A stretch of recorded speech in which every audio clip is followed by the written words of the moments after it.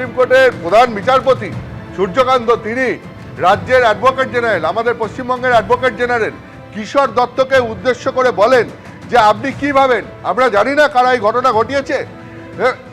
এই ধরনের মন্তব্য পর্যন্ত তিনি করেন, যে মন্তব্য হচ্ছে যে এখানে সব থেকে দুর্ভাগ্যজনক হচ্ছে যে আপনাদের রাজ্যে, কিশোর দত্তকে বলছেন যে আপনাদের রাজ্যে সব কিছু নিয়ে রাজনীতিকরণ হয়, আদালতের নির্দেশ মানার ক্ষেত্রেও রাজনীতিকরণ হয়।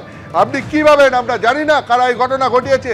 রাজ্যের অ্যাডভোকেট জেনারেল কিশোর দত্তকে উদ্দেশ্য করে আজকে সুপ্রিম কোর্টের প্রধান বিচারপতি সূর্যকান্ত এই কথা বলেছেন।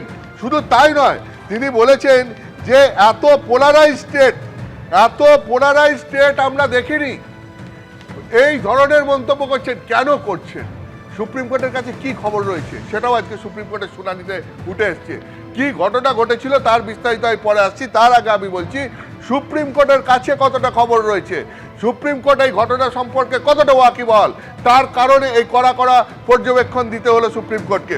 সুপ্রিম কোর্টের বিচারপতি জয়বল্লভ বাগচি তিনি আজকে প্রথমেই বলেন যে জুডিশিয়াল অফিসারদের নিরাপত্তা দেওয়াটা এটা হচ্ছে নির্বাচন কমিশনের দায়িত্ব, এবং তার জন্য যা করার সেটা নির্বাচন কমিশনকে করতে হবে, এটা তিনি প্রথমে স্পষ্ট বুঝিয়ে দেন।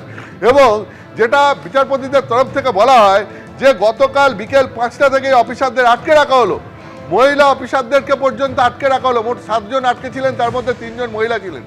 তো এই জুডিশিয়াল অফিসারদের আটকে রাখা হলো, তাদের জল খাবার পর্যন্ত দেওয়া হলো না। আর প্রশাসন, পুলিশ তারা কখন কাজ করলো? আমরা বলার পর, অর্থাৎ বিচারপতিরা বলার পর। এটা প্রধান বিচারপতি, দেশের প্রধান বিচারপতি বলছেন। দেশের প্রধান বিচারপতি সূর্যকান্তের প্রশ্ন, রাজনৈতিক নেতারা কি করছিলেন?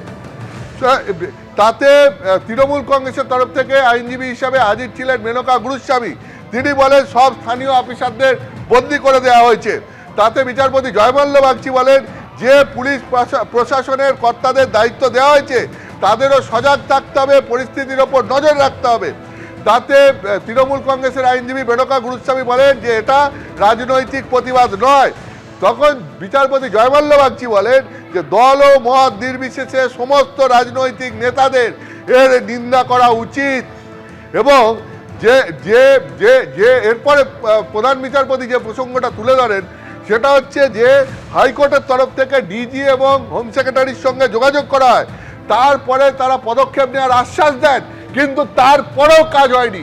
সুপ্রিম কোর্ট রীতিমতো এই পুলিশ প্রশাসনের এই ভূমিকায় বিস্ময় প্রকাশ করেছে।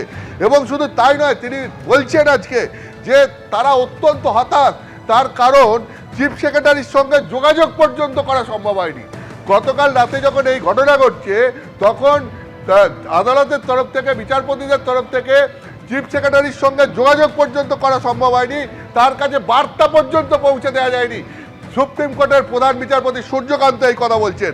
তিনি বলছেন যে রাত্রির 12টার সময় ডিজি, হোম সেক্রেটারি তারা হাইকোর্টের প্রধান বিচারপতির বাড়িতে যান, তারপরে জুডিশিয়াল অফিসারদেরকে মানে মুক্ত করার ব্যবস্থা করা হয়।